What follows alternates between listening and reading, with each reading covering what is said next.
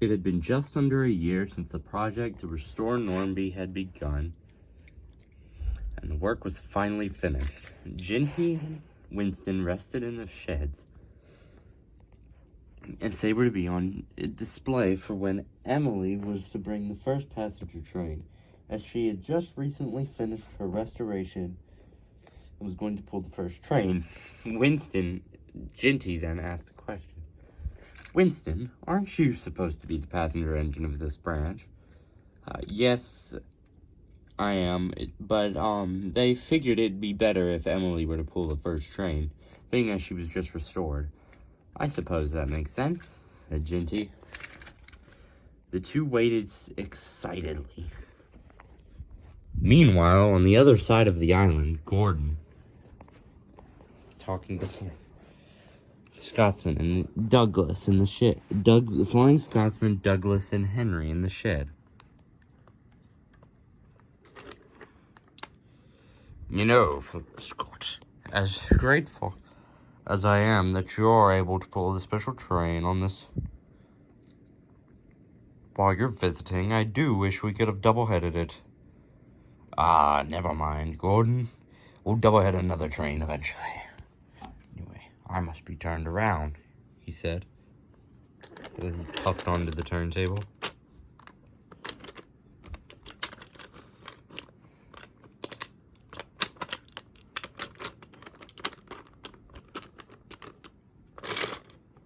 Soon he was ready and back down and onto the coaches waiting at the platform. Soon, the guard's whistle blew and he set off.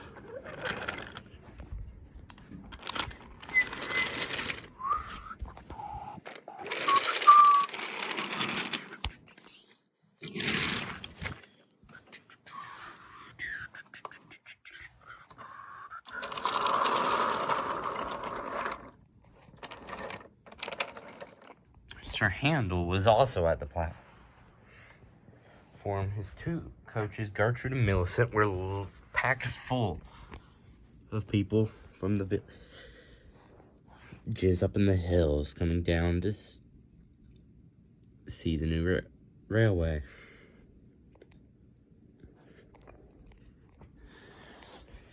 Emily sat jittery with excitement as her passengers loaded onto the train.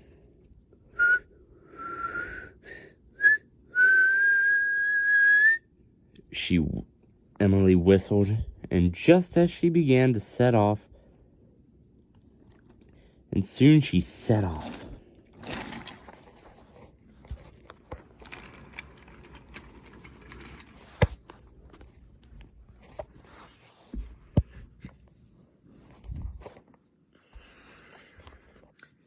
She had no issues coming up the branch and glided smoothly into the station.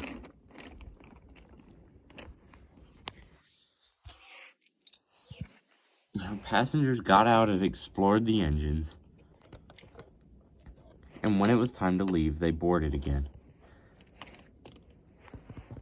Before they left, Emily said something to Ginty and Winston. You know, I used to run this line back in the old days, but I think you two will run it just fine. Where are you off to? Oh, I'm going to be at static display at Tidmouth. I'm going to be on display at Tidmouth and pull rail tours from time to time. Oh, that sounds fun, said Ginty. Indeed. Anyway, I'll get your coaches out of the way so you can run around.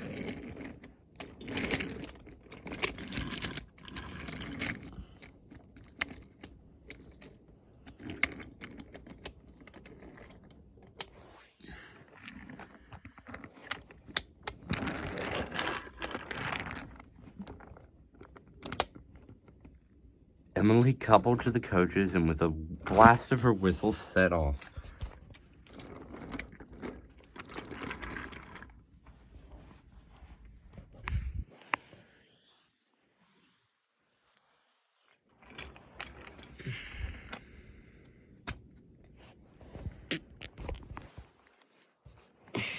However, as she entered the platform, the points were jammed.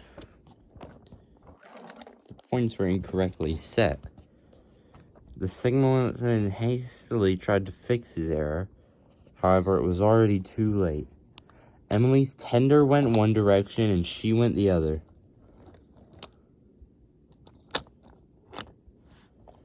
Tender rolled a few feet before stopping and she slowly cruised into the station. "Oh, bother," said Emily. "We were going so nicely, too." "Never mind," said Scotsman, who was still at the platform, getting ready to leave.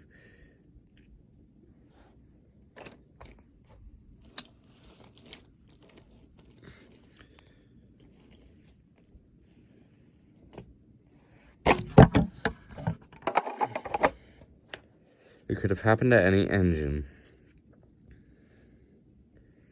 "Yes, but I have another rundown to do." "Ah, well, I'm sure you'll figure it out." And Flying Scotsman soon had to depart. Oh dear.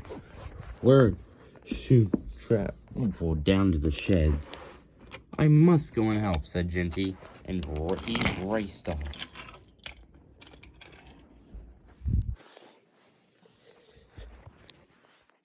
Soon he arrived at Croven's gate and coupled to the front of the train. Emily agreed to help him brake if needed.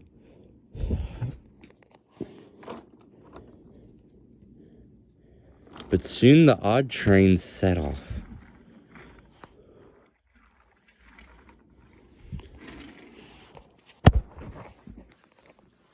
Arrived at Noramby only a few minutes behind schedule to win applause.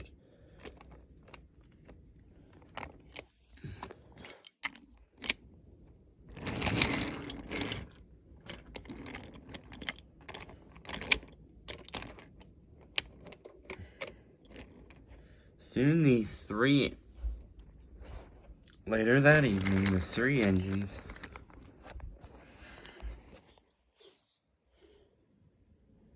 all rested in the shed. "You did well today, Genty. So did you, Emily, even if there was a little bit of an issue."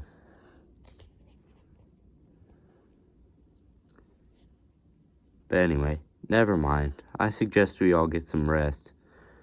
We'll need it for the busy day we'll have tomorrow. And the engines all soon fell asleep. The next morning, the yard foreman came to see them.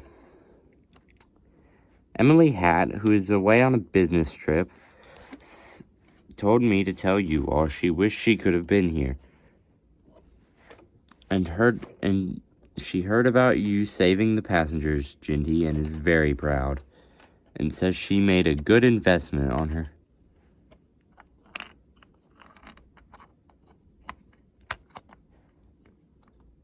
For this branch line.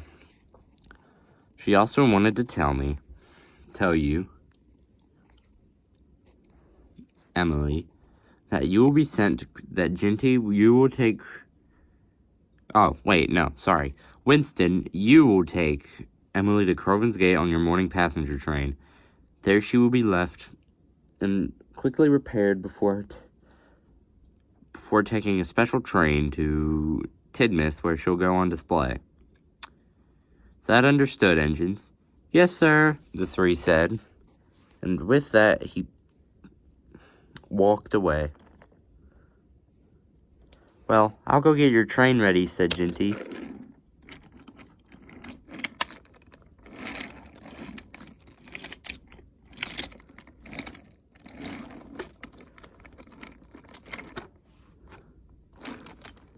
Soon got the coaches in order.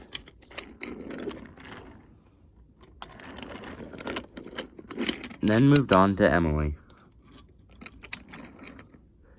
putting her at the head of the train. Her tender had been left at Croven's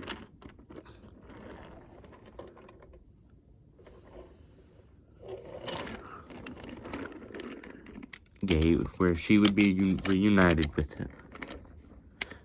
Soon Ginty coupled to the front of the train. The two engines set off.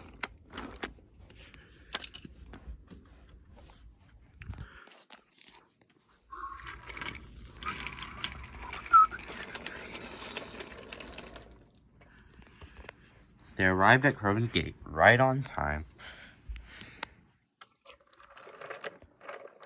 where Emily was disconnected from the train and shunted into the works by Winston.